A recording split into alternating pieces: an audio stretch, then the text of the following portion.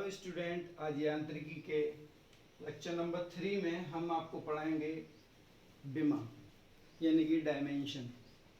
तो डायमेंशन होती क्या है? किसी भौतिक राशि के मूल मात्रकों को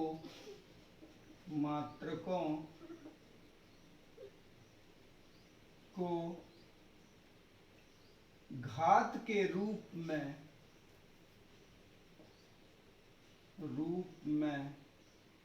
व्यक्त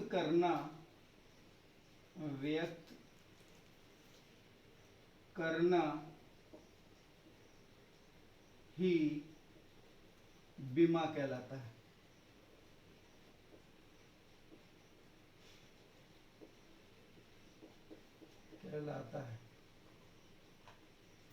इसकी खोज फोरियर ने करी थी।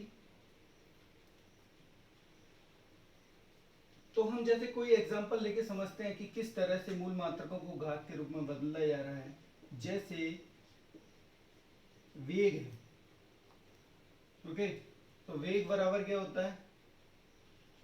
वेग बराबर होता है विस्थापन बटे समय। ओके, तो यह विस्थापन मतलब लंबाई से है, तो लंबाई को L से प्रदर्शित किया जाता है, L और समय को T से प्रदर्शित किया जाता है। ठीक, इसमें ब्रैकेट सब स्क्रिप्ट लगाते हैं।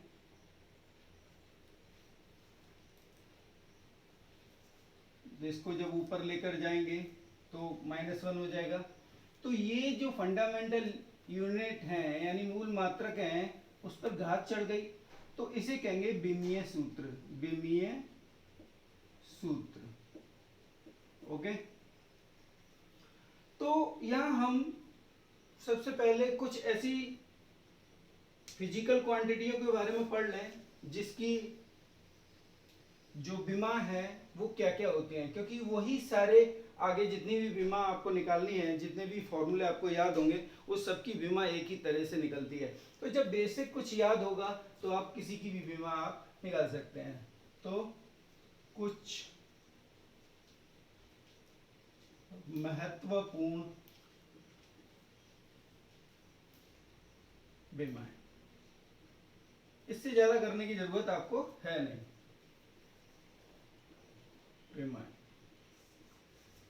तो यहाँ इनको समझना बहुत जरूरी है कि किसकी विमा क्या होती है। तो आप सबसे पहले यहाँ जैसे लंबाई, ओके, चौड़ाई, गहराई, ऊंचाई, व्यास, त्रिज्या, दूरी,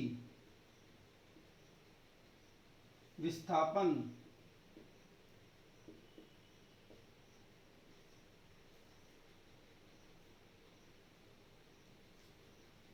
तरंग दैर्ध्य,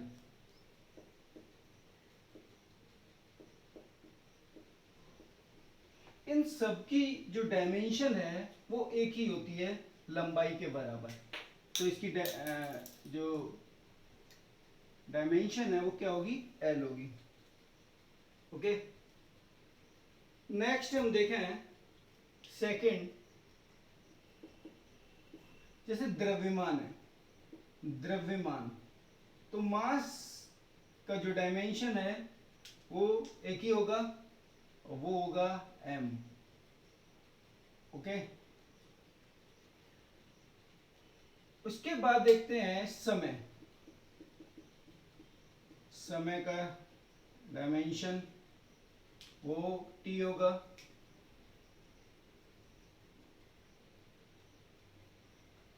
ठीक, जब आपके पास ये बेसिक डायमेंशन आपको याद होंगी तो हम थोड़ा एडवांस चलते हैं। जैसे ये देखते हैं कि क्षेत्रफल का क्या होगा। क्षेत्रफल, तो क्षेत्रफल क्या होता है, लंबाई और इनटू चौड़ाई होता है। तो लंबाई की डायमेंशन क्या है, एल है, और चौड़ाई की डायमेंशन क्या है, वो भी एल है। तो क्या हो जाएगा, एल पे पावर 2, इसे स्क्वायर नहीं बोलते, ओके। एल पे पावर 2 इसकी डायमेंशन हो जाएगी। अगर आयतन का हमें डायमेंशन निकालना है तो आयतन बराबर या तो हम कर सकते हैं क्षेत्रफल इनटू ऊंचाई कर सकते हैं, ओके। ऊंचाई हम कर सकते हैं, या लंबाई गुणा चौड़ाई गुणा ऊंचाई कर सकते हैं। तो क्षेत्रफल जब आपके पास याद रहेगा तो एल की पावर 2, और ऊंचाई के लिए भी क्या लेते हैं, एल लेते हैं, एल। तो ये हो जाएगा एल पे पावर 3, ओके। जब आयतन आपके पास आ जाएगा तो हम और आगे बढ़ते हैं। घनत्व, घनत्व का डायमेंशन निकालना होगा तो क्या होगा, द्रव्यमान अपॉन आयतन, ओके। तो यहां द्रव्यमान का डायमेंशन क्या है, m है, और आयतन का कितना हो जाएगा, l पे पावर 3, और इसको लिखेंगे m l पे पावर -3, ओके। जब आपके पास घनत्व आ जाएगा तो आगे बढ़ते हुए देखते हैं वेग के लिए क्या लगाएंगे। तो वेग बराबर अब तक पढ़ते आ रहे हैं, दूरी बटे क्या होता है, समय होता है, विस्थापन बटे समय होता है। चाल आप लगा लीजिए, विस्थापन, ओके, या वेग हो या फिर चाल हो, कुछ भी हो। तो दूरी के लिए क्या लिखते हैं, l, और समय के लिए क्या लिखते हैं, t लिखते हैं। तो हो जाएगा l t-1, ओके। तो ये हो जाएगा चाल या वेग का।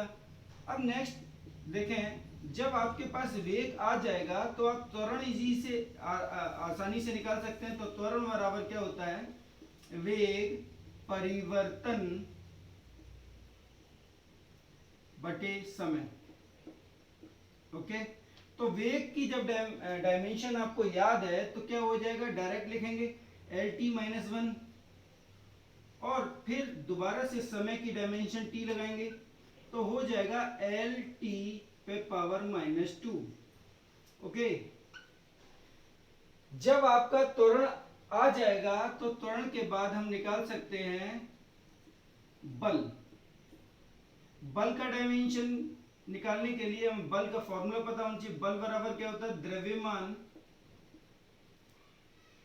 इनटू त्वरण, ओके। द्रव्यमान का डायमेंशन क्या होता है, m, और त्वरण का डायमेंशन होगा l t पे पावर -2। फाइनली ये हो जाएगा m l t पे पावर -2, ओके। ये बल का डायमेंशन हो जाएगा। जब बल का डायमेंशन निकल आएगा तो हम कार्य का डायमेंशन निकाल सकते हैं। कार्य बराबर क्या होता है, बल इनटू विस्थापन, ओके। तो यहां बल का जो डायमेंशन है वो डायरेक्ट लगाएंगे, m l t पे पावर -2, और विस्थापन को किससे प्रदर्शित करते हैं, l से। तो यहां आ जाएगा l हो जाएगा m l पे पावर 2 t पे पावर -2। तो ये जो कार्य का जो डायमेंशन है वो बहुत इंपॉर्टेंट है, क्योंकि जितनी भी एनर्जी होती है वो सब कार्य के बराबर होती हैं। तो गतिज ऊर्जा, स्थिति ऊर्जा, जिस टाइप की ऊर्जा होगी उसकी डायमेंशन कार्य के बराबर होगी। जब कार्य आ जाएगा तो शक्ति निकालने आसान हो जाएगा।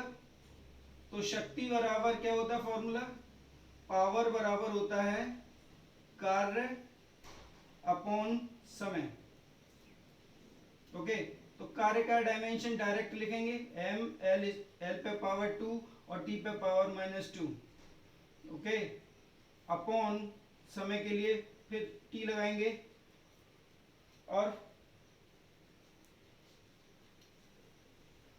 तो आ जाएगा ml पे पावर 2 और t पे पावर -3। तो ये डायमेंशन शक्ति की आ जाएगी। जब शक्ति की डायमेंशन आई जाएगी उसके बाद हम और भी कुछ डायमेंशन निकाल सकते हैं, जैसे संवेग है।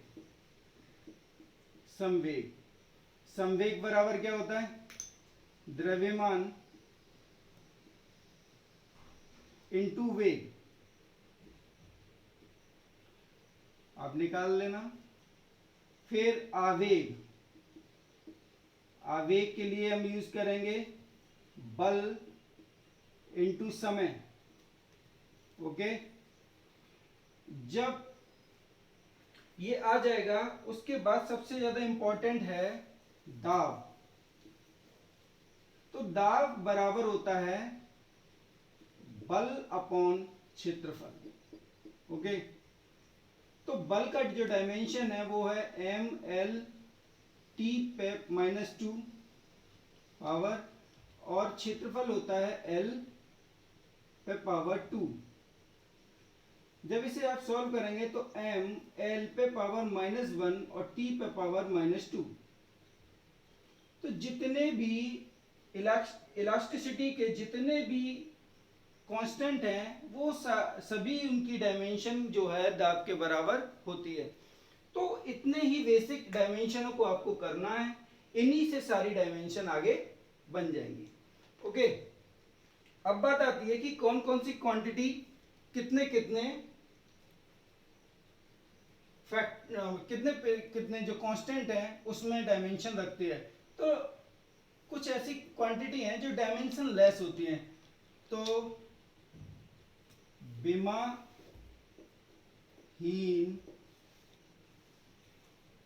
राशियां। ओके, तो जितने भी कांस्टेंट हैं 1 2 3 4 एंड सो ऑन, इनकी डायमेंशन नहीं होती। सेकेंड, पाई, 2 पाई, 3 पाई, इनका भी डायमेंशन नहीं होता। नेक्स्ट, e की पावर x, a की power x, log x, 1/x, इनका भी डायमेंशन नहीं होता। Next, sine theta, cos theta, tan theta, इनका भी डायमेंशन नहीं होता। कुछ रिलेटिव कंडीशन होती हैं, जैसे आपेक्षिक वेग हो, घनत्व हो, इनकी भी डायमेंशन नहीं होती। जैसे गैस कांस्टेंट गामा बराबर Cp अपॉन Cv होता है, इसकी भी डायमेंशन नहीं होती। म्यू बराबर होता है C अपॉन V, इसकी भी डायमेंशन नहीं होती। तो डायमेंशन नहीं होती इसका मतलब ये नहीं कि जीरो लगा दें। डायमेंशन नहीं होती मतलब m की पावर 0, l की पावर 0 और t की पावर 0, ये इसकी डायमेंशन होती है। ओके, इतना आप पढ़िए, स्टडी करिए। मिलते हैं नेक्स्ट वीडियो में। Thank you.